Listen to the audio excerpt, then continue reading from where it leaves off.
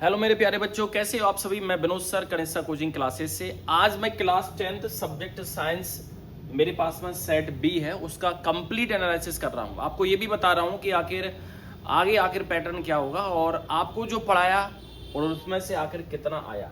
तो चलिए हम बात करते हैं क्लास 10 सब्जेक्ट साइंस के सेट बी की। और इस सेट बी के अंदर हम देखें तो सेट बी में सबसे पहले हम बात कर लेते हैं कि ट्रू फॉल्स की बात करते हैं। और ट्रू फॉल्स में सबसे पहला क्वेश्चन लिखा हुआ है, कार्बन हैज वैलेंसी ऑफ 6। आपको पता है कार्बन की वैलेंसी 6 नहीं होती, 4 होती है, इसीलिए यहां पर ये फॉल्स होगा। Chlorophyll is essential for photosynthesis. Photosynthesis के क्लोरोफिल आवश्यक होता है, ये ट्रू है भाई। The focal length of spherical mirror is half of its radius of curvature. कोई स्फेरिकल मिरर है, चाहे वो कॉन्वेक्स हो या फिर कॉन्केव मिरर हो, उसमें यदि रेडियस ऑफ कर्वेचर आपको दी है तो उसकी हाफ होती है फोकल लेंथ। ये बिल्कुल सही है। रेडियस ऑफ कर्वेचर है r इक्वल टू 2 है, पढ़ते हैं तो f इक्वल टू क्या होगा, r/2। इसका मतलब ये हुआ कि फोकल लेंथ की एक न्यू डेफिनेशन है इस फॉर्मूले से कि रेडियस ऑफ कर्वेचर का हाफ क्या कहलाता है, फोकल लेंथ। इसीलिए आपको ये ट्रू दिया हुआ है। Splitting of white light into component colours. White light को जब प्रिज्म से पास करते हैं तो 7 कलर आते हैं, इज कॉल्ड फोटोसिंथेसिस। गलत है, फोटोसिंथेसिस नहीं है, उसको डिस्पर्सन ऑफ लाइट कहते हैं, इसलिए ये फॉल्स है। नेक्स्ट की हम बात करें तो नेक्स्ट लिखा हुआ है the rate of flow of electric charge is called electric current. Yes, इसकी डेफिनेशन है इलेक्ट्रिक करंट की। Electric current I equal to क्या पढ़ते हैं, Q अपॉन T। इसका मतलब है कि द रेट का मतलब होता है टाइम के साथ में चार्ज कितना फ्लो करता है वही करंट कहलाता है, इसीलिए ये आपको ट्रू दिया हुआ है। चलिए नेक्स्ट बात करते हैं magnetic field lines are closed curves.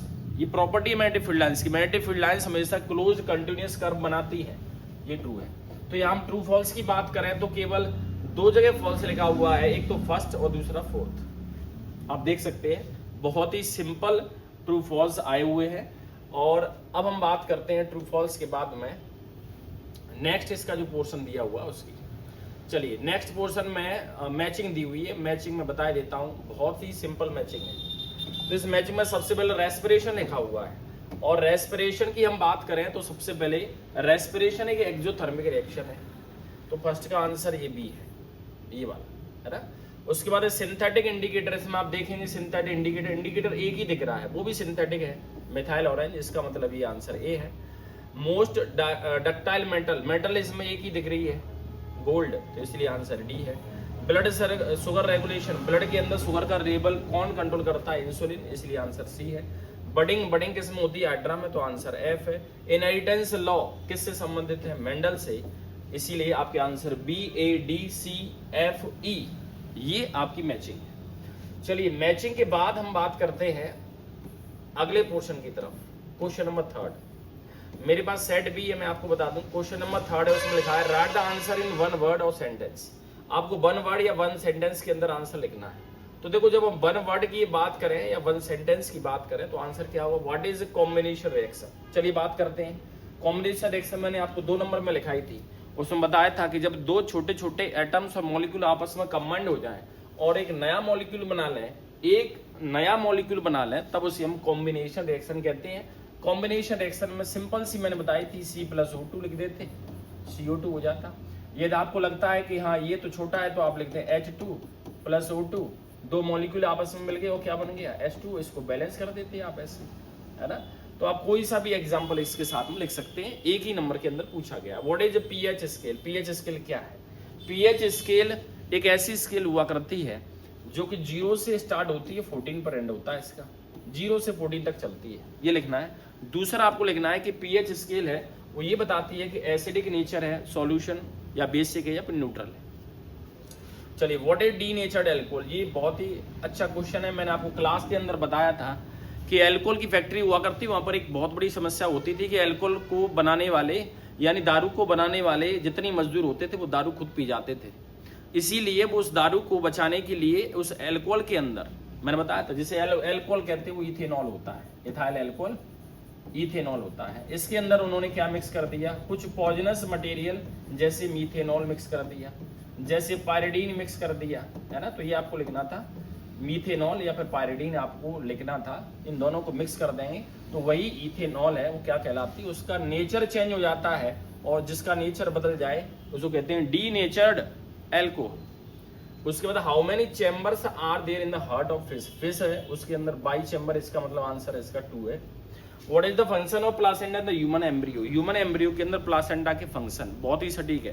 Placenta क्या होता है, प्लासेंटा के फंक्शन मैंने आपको बताए थे। प्लासेंटा के फंक्शन ढेर सारे थे, उसमें सबसे पहला function transportation of different nutrients और respiratory gases for the foetus और एम्ब्रियो फ्रॉम मदर से फीटस और एम्ब्रियो के लिए न्यूट्रिएंट जाता है। उल्टा देखिए, अब different waste materials are transferred from foetus और एम्ब्रियो टुवर्ड्स द मदर, मतलब फीटस और एम्ब्रियो से ढेर सारा मटेरियल है मदर की तरफ ट्रांसफर किया जाता है ना। तो ये 2 फंक्शन आप लिख सकते थे, कोई सी भी लिख सकते हैं। ऐसा ही यूनिट पूछी है, किसी एक स्टूडेंट का मेरे पास मैसेज आया, उन्होंने बताया कि सर मैं ऐसा यूनिट की जगह पोटेंशियल डिफरेंस का फॉर्मूला लिखा है, गलत है वो, है ना। यूनिट पूछी है और यूनिट होती है केवल वोल्ट, है ना, केवल वोल्ट। चलिए अगला क्वेश्चन, अगली हम बात करते हैं कि सॉरी एमसीक्यू आपको दिए हुए हैं और एमसीक्यू के अंदर सबसे पहले लिखा हुआ है कि CaCO3 लिखा हुआ है और कैल्शियम कार्बोनेट को डिकम्पोज करते हैं, तो ये टूट गया। देखो यार डिकम्पोजिशन हो रहा है, ये डिकम्पोजिशन का एग्जांपल है। वाइल कुकिंग फूड को जब कुकिंग करते हैं, पकाते हैं, तो जो वेसल यानी बर्तन का जो नीचे वाला हिस्सा है, जो बॉटम होता है, वो ब्लैक क्यों हो जाता है? उसका आंसर होता है कि fuel is not burning completely. वो जो फ्यूल है, जो ईंधन है, जिसको आप जला रहे हैं, वो पूरी तरह से जल नहीं रहा है, उसमें से कार्बन ऑक्साइड गैस और कार्बन के पार्टिकल्स आके नीचे चिपक जाते हैं, इसीलिए ब्लैक हो जाता है।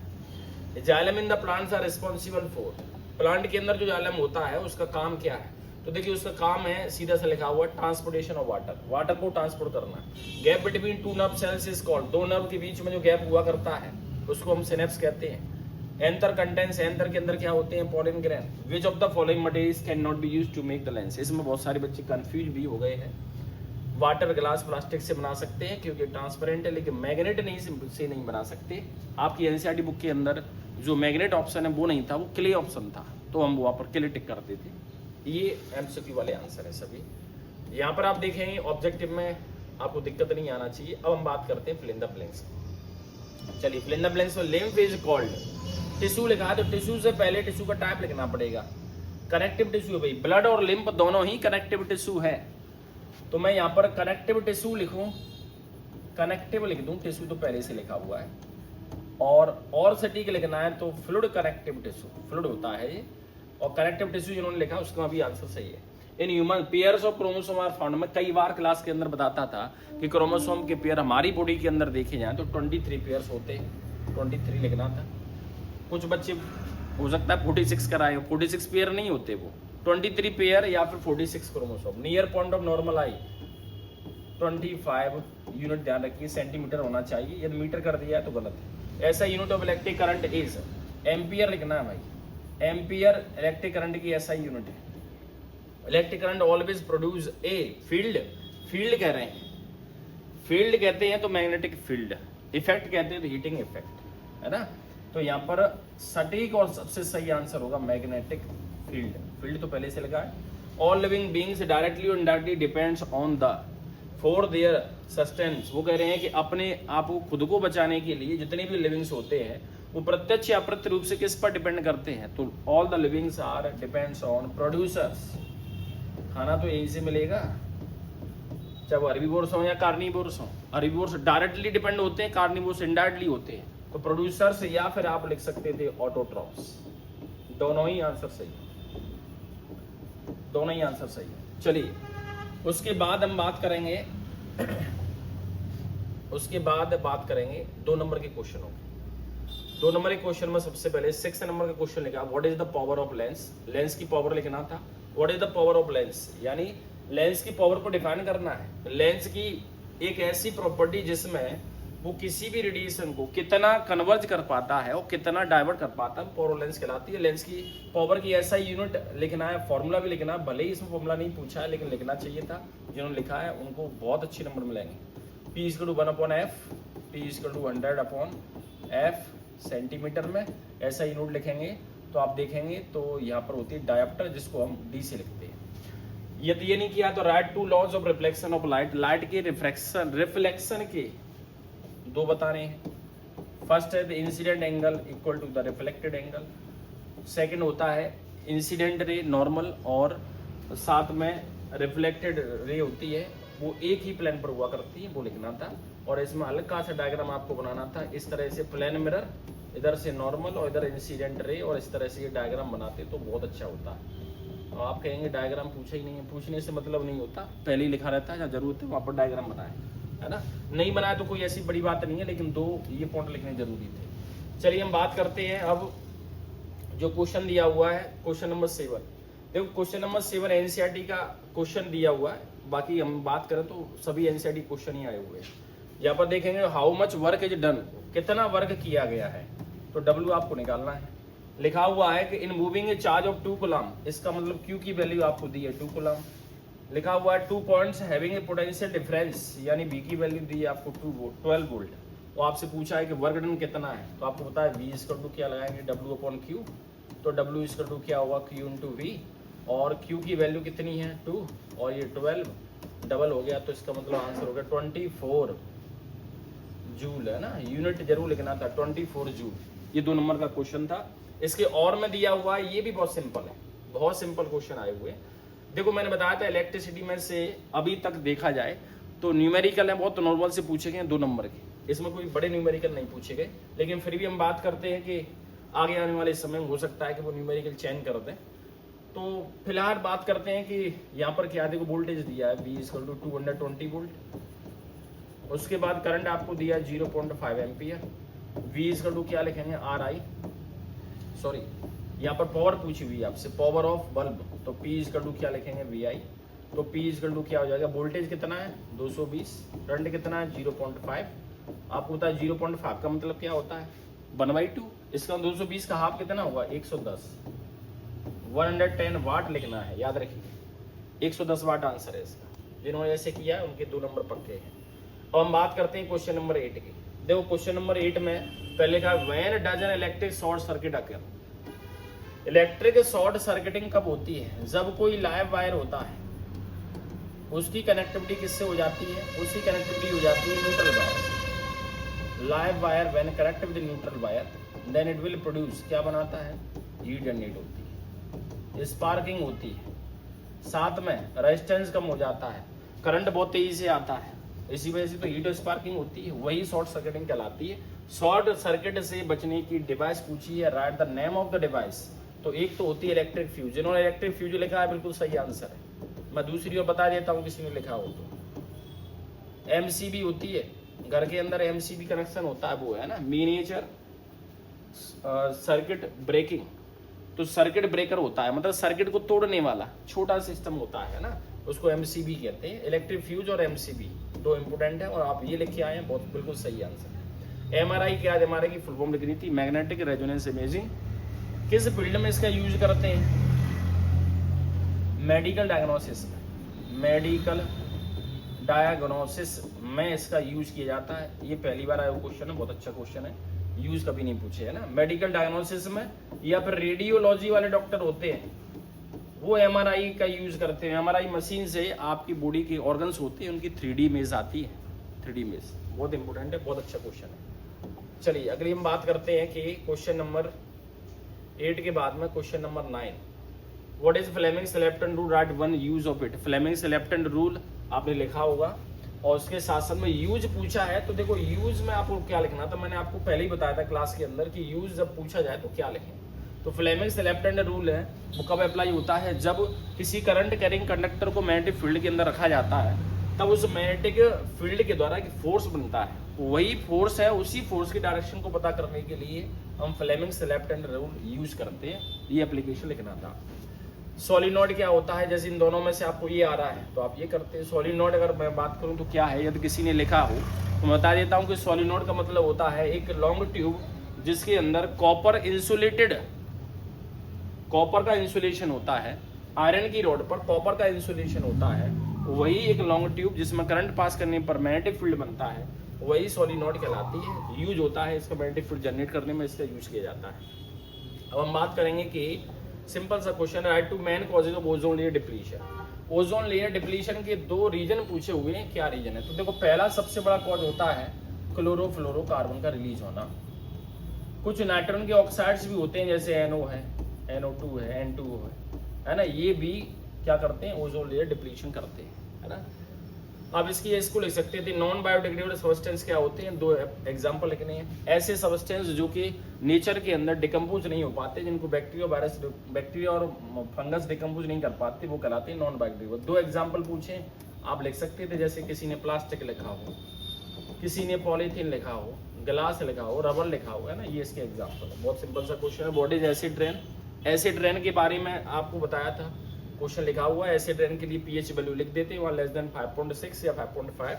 व्हाट इज द, अगर ये लिखा हो तो इसका क्या लिखते हैं answer? What is the water of crystallization? Water of crystallization मतलब होता है number of water molecules which are present in the crystalline structure of any solid molecule called water of crystallization. Example के साथ में लिख देते हैं CuSO4, CuSO4.5H2O के अंदर देखें तो वाटर ऑफ क्रिस्टलाइजेशन 5 है, CuSO4.5H2O के अंदर वाटर ऑफ क्रिस्टलाइजेशन 5 है। मैंने अलग से इसकी डेफिनेशन नहीं लिखाई है, लेकिन क्लास के अंदर मैंने ये समझाया है कि वाटर ऑफ क्रिस्टलाइजेशन होता क्या है, आखिर कितने मॉलिक्यूल इसके अंदर प्रेजेंट है। देखो 5 मॉलिक्यूल है वाटर ऑफ क्रिस्टलाइजेशन, जैसे CaSO4.2H2 ये जिप्सम होता है, इसमें 2 होते हैं, है ना, तो ऐसे एग्जाम्पल लिख सकते थे।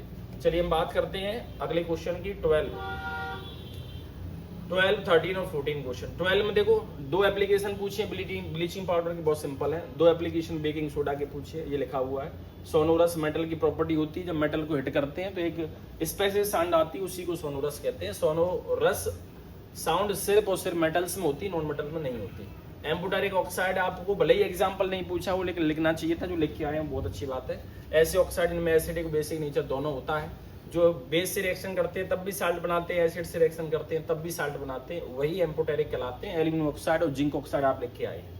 इलेक्ट्रोवैलेंट कंपाउंड, देखो इलेक्ट्रोवैलेंट कंपाउंड आखिर क्या है, जो लिखे आए हो वो रियलिटी में ये कौन से कंपाउंड है? Ionic compound.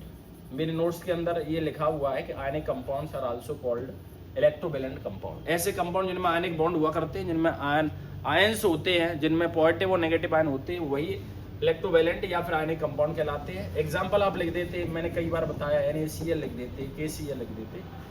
गैल्वेनाइज्ड कोटिंग, ये गैल्वेनाइज्ड कोटिंग का दूसरा नाम गैल्वेनाइजेशन है। जिन्होंने गैल्वेनाइजेशन लिखा है उनका आंसर बिल्कुल सही है। और गैल्वेनाइजेशन का मतलब होता है जिंक मेटल होती है, उसकी कोटिंग जब आप आयरन मेटल पर करते हैं, जिससे उसकी रस्टिंग या कॉरोजन नहीं हो पाता, बस उसी प्रोसेस का नाम गैल्वेनाइजेशन है। चलिए हम बात करते हैं 14 क्वेश्चन के बाद में, नेक्स्ट है 15 क्वेश्चन। देखो 15 वाला क्वेश्चन है, उसमें लिखा हुआ है what are plant hormones, write its 2 example. Plant hormone होते क्या है, 2 एग्जांपल बताने, पहले डेफिनेशन लिखिए। 2 एग्जांपल जैसे ऑक्सिन है, साइटोकानिन है, जिब्रेलिन है, एब्सिसिक एसिड है, थायरीन है, ये होते हैं। Reflex action, right its 2 example. अब रिफ्लेक्स एक्शन के 2 एग्जांपल कौन से लिखते हैं?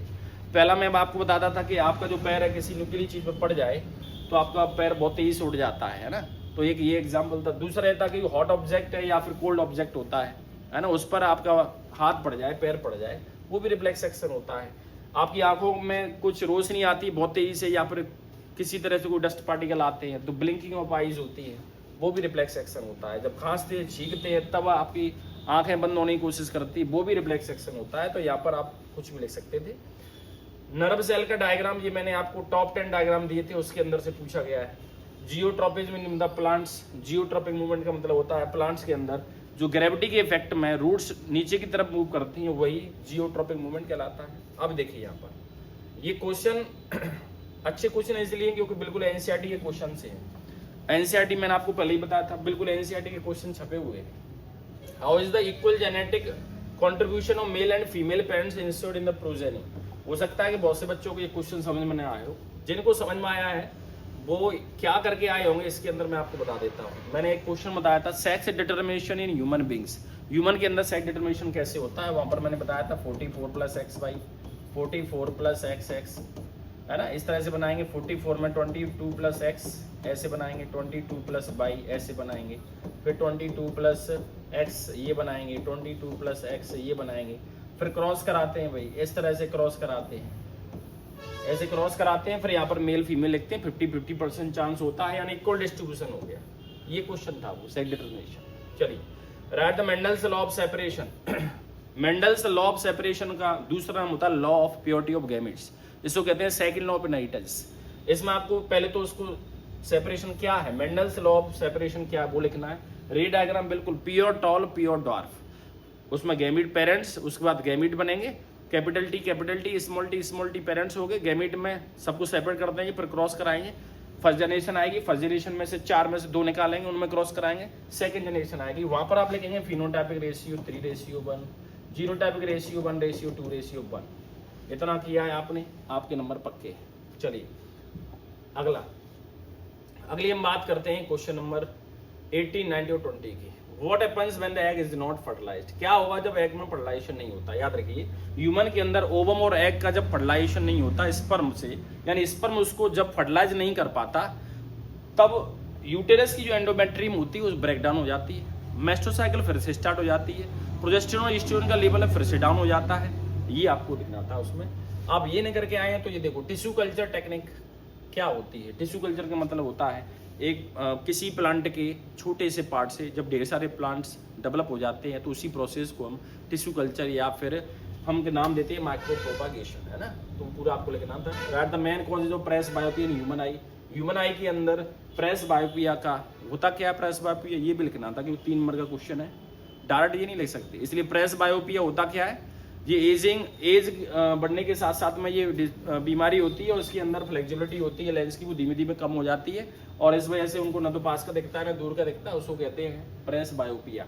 ये नहीं लिखा हो तो आपने ये लिखा होगा क्वेश्चन, सिंपल सा क्वेश्चन है, right the cleaning action of soap. देखो मैंने बताया था कि इसमें से 4th नंबर की यूनिट है, उसमें से स्ट्रक्चर फॉर्मूला आएगा। तो देखो ये आ गया, अगर नहीं किया होगा किसी ने तो ये किया होगा। ये जब किया है तो मैंने आपको बताया था कि इसके अंदर जब थ्योरी लिखेंगे, थ्योरी के साथ में इसके अंदर सबसे बढ़िया है क्लीनिंग एक्शन पूछिए तो आपको डायग्राम बनाना है, ऐसे किया होगा, इस तरह से टेल बनाई होंगी, है ना, इस तरह से मैंने स्ट्रक्चर बनाई थी, मिसेल फॉर्मेशन बताया था ना, तो इस तरह से आपको करना है। दूसरा यहाँ पर एक सोप मॉलिक्यूल है, उसका डायग्राम बनाना है, यहाँ हेड और ये टेल है, इस तरह से आपको बनाना था। ऐसा करके आए तो बहुत अच्छा। अगर ये नहीं किया तो ये किया तो देख लीजिए क्या है। स्ट्रक्चरल फॉर्मूला की बात कर रहे हैं तो स्ट्रक्चरल फॉर्मूला के अंदर आखिर क्या बनाएंगे, क्लोरोप्रोपेन।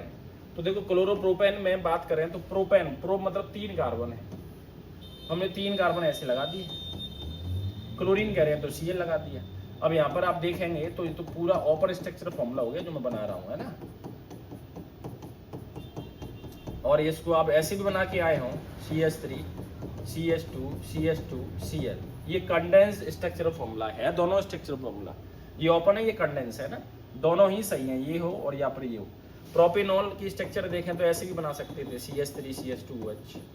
अगर ऐसे नहीं बनाया तो आपने ऐसे बनाया होगा, वो भी सही है, H ये H और ये H ये H और ये H।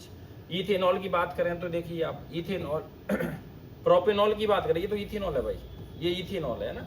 प्रोपेनॉल की बात करें तो 3 कार्बन होते हैं, CH3 CH2 CH2OH, ऐसे बनाना है, इसको ओपन कर सकते हैं, है ना। तो तीनों मॉलिक्यूल ऐसे बनाने थे। चलिए हम बात करते हैं अगले क्वेश्चन की, 21st क्वेश्चन की हम बात करेंगे 21वें नंबर की। 21 नंबर में देखो पूछा हुआ level diagram of human excretory system. मैंने आपको बताया था एक्सक्रीटरी सिस्टम में किडनी बनानी है आपको, है ना। तो किडनी वाला डायग्राम है ये, नेफ्रॉन वाला नहीं है, किडनी वाला डायग्राम जिसमें किडनी से 2 यूरेटर आती हैं, फिर यूरिनरी ब्लडर में जाती है, यूरेथ्रा में जाती है। ब्लड प्रेशर हेल्दी एडल्ट के अंदर कितना होता है वो केवल वैल्यू पूछिए। देखो यहाँ पर 3 नंबर में ये डायग्राम है और 1 नंबर के अंदर ये वैल्यू है, ऐसा डिवीजन है। तो यहाँ पर आप लिखेंगे 120/80 mmHg। और जो लिखा हुआ है कि एरोबिक एनारोबिक रेस्पिरेशन में डिफरेंस, 3 डिफरेंस पूछे, वो 1 नंबर का ये टूथ डिके, पीएच का रोल होता है टूथ डिके के अंदर, वो लिखना था आपको, है ना। ऐसा किया है तो बहुत अच्छा है। चलिए अब बात करते हैं इस न्यूमेरिकल की। ये न्यूमेरिकल की खासियत ये है कि ये 2 न्यूमेरिकल दिए हैं और में है दोनों। इनकी सबसे बड़ी खासियत ये है कि ये दोनों के दोनों न्यूमेरिकल है, 2024 के अंदर एज इट इज पूछे गए थे, है ना। मैं इनके आंसर आपको बता देता हूँ कि यहाँ पर आंसर क्या है। कॉन्वेक्स मिरर वाला जो दिया हुआ है इसका आंसर देख लीजिए क्या है। इसका आंसर V की वैल्यू अगर देखी जाए तो 1.15 मीटर है। ये मैंने क्लास के अंदर करीबन 2 बार करा दिया था और बताया भी था V = 1.15 मीटर, ये प्लस में ध्यान रखिए। और उसके बाद हाइट ऑफ इमेज है उसकी वैल्यू होगी 0.23 ऑफ हाइट ऑफ ऑब्जेक्ट, क्योंकि हाइट ऑफ ऑब्जेक्ट आपको दी नहीं है ना। तो height of image height of object की 0.23 टाइम्स होती है। चलिए अगला क्वेश्चन और में जो दिया हुआ है, इसी के और में मैं आपको बता देता हूँ, ऊपर दिया हुआ है, इसी के और में जो क्वेश्चन था, जो न्यूमेरिकल था, उसके बारे में बता देता हूँ। वो ये था, ये रहा। इसका आंसर भी नोट कर लें सभी। आंसर इसका दिया हुआ 4 सेंटीमीटर जो दिया हुआ है, इसका आंसर यहाँ पर देखिए, यहाँ पर v की वैल्यू पूछी जाए तो -37.5 सेंटीमीटर v की वैल्यू है, वो -37.5 सेंटीमीटर। और उसके बाद में हाइट ऑफ इमेज की बात की जाए तो 6 सेंटीमीटर है। हाइट ऑफ इमेज की बात की जाए तो ये प्लस में है, ये माइनस में। बहुत ही अच्छे क्वेश्चन है, दोनों 2024 में पूछे गए थे। चलिए अब हम मूव करते हैं अगले क्वेश्चन की तरफ। अगला क्वेश्चन और सबसे लास्ट वाला क्वेश्चन 23 नंबर का क्वेश्चन है। यहाँ पर मैं आपको बता दूं सिर्फ बैलेंस करना है भाई। Balance the following chemical reactions and right. तो देखो यहाँ पर बैलेंसिंग में 4 ऑक्सीजन है तो यहाँ पर 4 लगा दीजिए। यहाँ पर 3 Fe है तो 3 लगा दीजिए। 4 × 2 कितना होगा 8, तो यहाँ पर 4 लगा दीजिए। 4 ऑक्सीजन हो गए, 4 4 × 2 8 हाइड्रोजन हो गए। ये पूरी तरह बैलेंस होगी। 3 4 1 और 4 H2 + Cl2 2 हाइड्रोजन, यहाँ पर 2 लगा दीजिए, बैलेंस हो गई। यहाँ पर देखो H2 है, यहाँ पर एक बार 2 लगा के देखिए, 2 ऑक्सीजन, यहाँ पर 2 लगा दीजिए। 4 हाइड्रोजन, यहाँ पर 2 हाइड्रोजन, ये 2 ये 2 ऑक्सीजन होगी, 2 सोडियम। यहाँ पर 2Na + 2H2O 2 लगाना है इन तीनों के बीच में, और तीनों से पहले यहाँ पर नहीं लगाएंगे। यहाँ पर AgO + Cl2 देखो 2AgCl, तो यहाँ पर लगा दीजिए। इस तरह से आपको बैलेंस करना है। बहुत सिंपल तरीके से आया हुआ, मैंने जैसा बताया था बिल्कुल same as it is. Pattern तो छोड़िए, क्वेश्चन वैसे के वैसे रखे हुए हैं। चलिए अब इसका जो और में पूछा गया था वो क्वेश्चन मैं आपको बता देता हूँ। और में जो पूछा गया था वो क्वेश्चन है इसी के और में, वो यहाँ पर ये देखिए लिखा हुआ right the balance chemical reactions for the following chemical reactions. Balance करना है और ये बॉडी इक्वेशन में दिया आपको, ये फॉर्मूला के फॉर्मूला लाना। तो जिंक कार्बोनेट फॉर्मूला क्या है, ZnCO3। एरो लगाइए, zinc oxide ZnO, carbon dioxide CO2। ये तो बैलेंस है पहले से। उसके बाद लिखा हुआ है magnesium + hydrochloric acid, magnesium Mg, hydrochloric acid HCl, बनेगा MgCl2 + हाइड्रोजन गैस, है ना। तो यहाँ देखो 2 Cl 2 H है, तो यहाँ पर 2 लगा दीजिए, ये बैलेंस हो गई। लेड को हम Pb लिखते हैं, प्लस कॉपर क्लोराइड CuCl2 लिख दिया। लेड क्लोराइड हमने लिख दिया PbCl2, और साथ में क्या लिख दिया कॉपर। ये देखो बैलेंस है पहले से। Sodium sulphate Na2SO4 plus barium chloride BaCl2, यहाँ पर बनेगा बेरियम सल्फेट BaSO4 और सोडियम क्लोराइड 2NaCl। यहाँ केवल 2 लगाना, ये बैलेंस हो गई। ये आपका पूरा का पूरा पेपर है भाई। पूरा का पूरा पेपर मैं बता दूं आपको, मैंने जो परीक्षा में जारी किया था उसमें से पूरा का पूरा पेपर आया हुआ है। इवन डायग्राम तक आए हुए हैं, डिफरेंस तक आए हुए हैं। मैं आपको बता दूं मेरा एक ऑफिशियल यूट्यूब चैनल है MP board study zone by Vinod sir, उसको ज्वाइन कर लीजिए। सोशल साइंस का पेपर है, मैं बेहतरीन से बेहतरीन क्वेश्चन है 4 मार्क्स के, और उसके साथ साथ में डिफरेंस है वो भी मैं आपको प्रोवाइड कर रहा हूँ। मैंने इंस्टाग्राम पर अपलोड कर दी है, साथ में मैंने अपने यूट्यूब चैनल पर अपलोड कर दिए हैं। फिर से सुन लीजिए, मेरे ऑफिशियल यूट्यूब चैनल का नाम है MP board study zone by Vinod sir. MP board study zone by Vinod sir, इसको ज्वाइन कर ले भाई। चलिए मिलते हैं अगले लेक्चर में और अगले पेपर के एनालिसिस के साथ में। तब तक के लिए गुड बाय, टेक केयर।